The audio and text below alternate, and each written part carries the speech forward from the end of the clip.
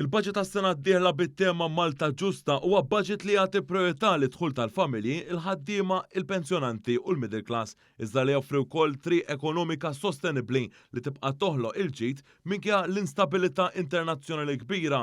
Dan kien il-messaġġ ewlieni tal-Partit Laburista f'konferenza l-aħbarijiet indirizzata mid-deputat mexxej għall-affarijiet tal-Partit Laburista Daniel Mikallef u l-President tal-Partit Laburista Ramona Tard. Id-deputat mexxej Daniel Mikallef sostna fost oħrajn kif evolva il-benefiċċju tal-Unwork Benefit li llum jilħaq parti sostanzjali mill-middle class, semma wkoll il-mekkaniżmu li jiġġieled l-għoli tal-ħajja fejn f'dan il-benefiċċju ġiet estiża l-eġibilità għal dan il-mekkaniżmu b'riżultat li l-benefiċjarji se jirdupjaw għal 95,000 familja.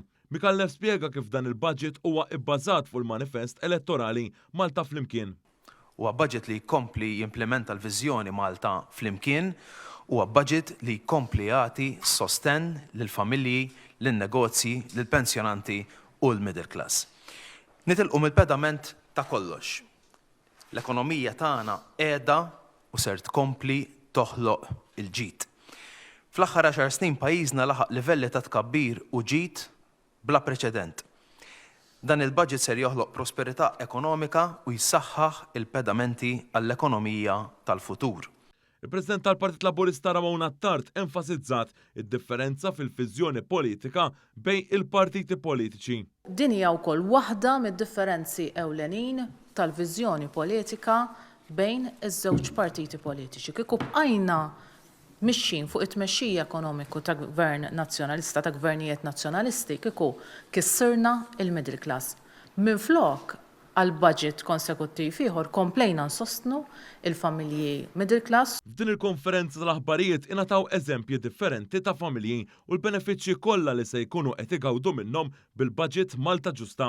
Familja ta' 3 persuni single parent u żewġ tquliet bidħul ta' 27,000 euro se tkun qed tibbenefika minn madwar 2,850 euro fis-sena f'żieda fl-Unwork Benefit, Children's Allowance, pagament mill-mekkaniżmu addizzjonali kontra l tal-ħajja, żieda l-kola u sussidju fuq il-kontijiet tad-dawl u l-ilma.